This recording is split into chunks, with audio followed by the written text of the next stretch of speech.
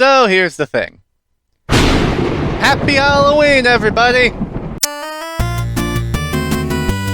Let's eat some candy, scare random children, sacrifice goats to our Lord and Savior Jesus Christ and throw its blood on strangers, carve a pumpkin. All great classic Halloween traditions that Mama and Papa Strongman taught me to do all those years ago. And once all the setup is done and the decorations are up, it's time to sit back and enjoy some spooky movies and games with friends as you count down the days till you gotta give candy to strangers. But there will be no multiplayer tonight, because I've actually locked my door lately. I don't need people, I can have fun all by myself with games like Doom. Wait, I already made a video on Doom. Shrine is a duology of Doom mods released from 2019 to 2020. And while I'm certainly not the biggest FPS fan, I do love me some boomer shooters, and for two independent projects, these are actually pretty good. And I'm not just saying that because the devs were cool and answered some of my questions about the games. I will still be critical where I need to be. What do you think I am, a film critic? Jokes aside, a genuine thank you to both Scumhead and Mango for taking the time to speak to me. If you like what you see here, I'd suggest going to check out their other works. Alright, enough bootlicking. Let's get our asses in gear and see just what makes these mods so great. Starting with the original Shrine. Seeing how these are both based on Doom, the story is not the biggest part of the game. You play as Tusk, a quote-unquote skinless monstrosity. The god of the horrible world you live in, called the Old King, is a piece of shit. Go kill him. From then on, it's your typical Doom affair. Makes sense, this is a mod after all. You got the pistol, shotgun, super shotgun, the chain gun, etc. You go through maze-like levels, getting keys, opening doors, and fighting monsters, all of whom are pretty similar to enemies in Doom. Gorsacks are zombie men, matriarchs are hell knights, maggots are imps, and so on and so forth.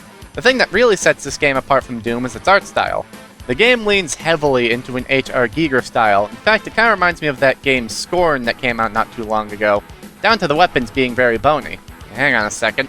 All of the enemies are also very well designed, and as somebody who's clearly still an amateur when it comes to pixel art, I can certainly appreciate the work done to make every single one of these monsters fucking disgusting. Yeah, if I saw this in real life, I'd shoot it too. The game also has very little music, only an end-of-level theme and a final boss theme. Apart from that, it's all ambiance, which works for giving the game a slightly more unsettling vibe than Doom.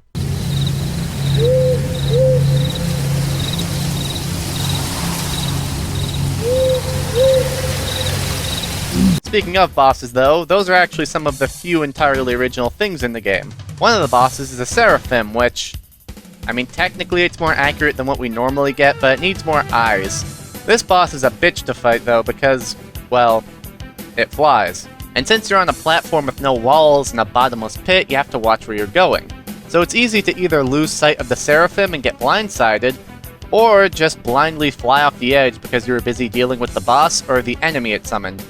Then, as a cherry on top, you finally beat it, get to the end of the next level, and son of a bitch! Well, fuck that.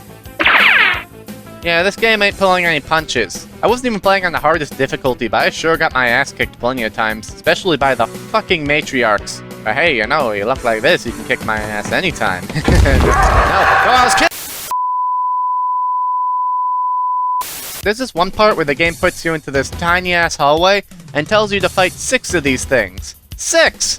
And with movement this limited, you better get creative in how you kill these things. I just used the game's version of the rocket launcher to hit them from around corners. Oh yeah, I should probably mention the game's 2 unique weapons. Well, 1.5, but we'll get to that. Firstly, this game's version of the rocket launcher called, the Placenta Launcher. It works less like an RPG and more like the grenade launcher from TF2.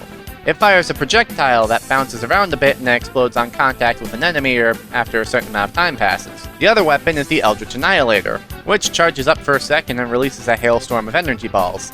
Major Doom fans, or people that watched my Iceberg video last year, might recognize this because this is what the original version of the BFG did in Doom. And yeah, it's the beta BFG that got replaced by the actual BFG. It's a decent weapon, I suppose, but nowhere near as impactful as its brother. I barely used it. After quickly carving your way through a bunch of levels, you'll eventually make it to the Old King, the other entirely unique boss in this game. And oh god, fuck this guy. He's fast, he's strong, he'll fuck your shit up. The guy has 2 attacks, one where he launches homing orbs at you, and one where he summons a bunch of orbs from the ground and just spits them out all over the place. I get that you're supposed to use the terrain to block the homing projectiles, but Yeah, that doesn't exactly work out. It took some time, but I eventually took him down.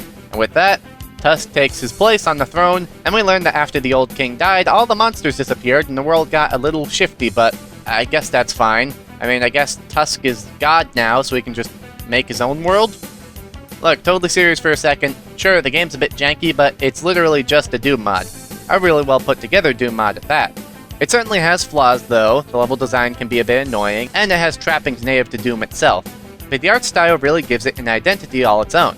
It's not the greatest thing in the world, but as far as mods go, it definitely deserves a lot of credit, especially because, according to the dev, this was his first go at something like this. In his own words, I had always wanted to make an FPS game, but just didn't have the tools to do so. I'd only learned how to use RPG Maker up to that point, and was sort of stuck trying ideas in that. One day I got really into retro shooters, played through Doom 2, and was curious how many people were able to make their own total conversions. Watched a few tutorials, and the rest is history. RPG Maker, I fucking feel that. I think I still have a CD with a shitty 20-minute RPG on it somewhere in my house. But seriously, if that's true, then holy shit, this is one hell of a first attempt. And it seems I'm not the only one who thought this, because this mod kinda blew up. Not like, took the world by storm style, but it certainly got enough to get Scumhead excited for a sequel. And this is where the other player in our story, Mengo, comes into play. While Scumhead was working on Shrine 2, Mengo took notice and asked if he could hop on the dev team. And so the two partnered up as designers. And from what they said, they both seemed to agree that a lot of the new ideas in Shrine 2 came from Mengo. But just what are those new ideas? Well, for starters, there's a bit more story going on here than in the original. Presumably millennia after the events of Shrine 1, Tusk rebuilt the world and inhabited it with even more horrible creatures, and humans, I guess. Then some sort of coup happens and Tusk is thrown in prison. Though a mysterious helper drops down the Bone Saw, this game's melee weapon. After using it to break out and learning that Earth has been invaded by ghoulies, it's time to carve a path towards whoever is responsible for this. Now in most boomer shooters, melee fucking sucks. It's meant to be a punishment. You wasted all your ammo, so now you're down to this thing. Here,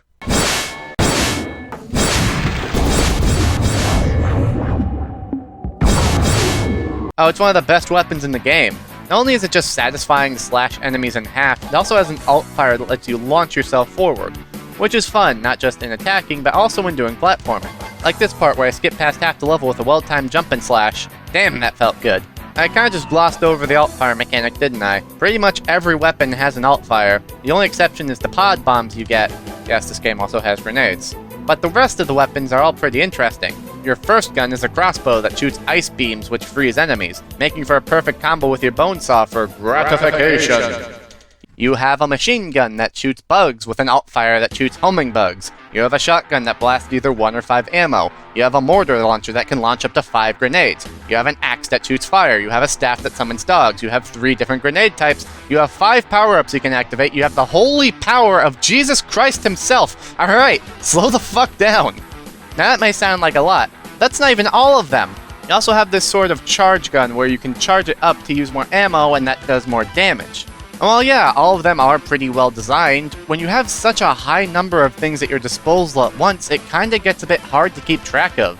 Including power-ups and the fact that you can have dual shotguns, that makes 18 different weapons at your disposal. Even if we're not counting those, that's still 12 weapons. Twice as many as the original Doom 2. That's a fucking lot on your plate. Now yes, other games like Ratchet and Clank have a lot of weapons, but the difference there is how you're limited to how many you have on you at one time. But here, you just have so much stuff that inevitably some of it is going to fall to the wayside. I barely ever use the power-up mechanic because you have to use the brackets to select which one you want to use. The brackets! In a fast-paced action shooter, I have to take my hands off the mouse or movement keys to select which power-up I want to use. No thanks. Going back to positivity, while there is a lot on your plate, the game still is really well designed. The levels tend to be a bit more linear, which I certainly prefer. The enemies are also a lot more distinct from Doom. You got these Crusader guys that you gotta kill twice. These grotesque fucks that explode into tiny little head crab guys. These butchers that rush towards you and slash you, and so on and so forth. Even the Gorsaks make a return as kamikazes. They're all really distinct, both visually and in mechanics. You're able to quickly determine how to deal with whatever you're facing.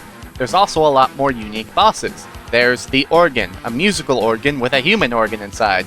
You fight a Throne at one point, which I managed to stun lock during its second phase. One of the bosses is fucking Siren Head.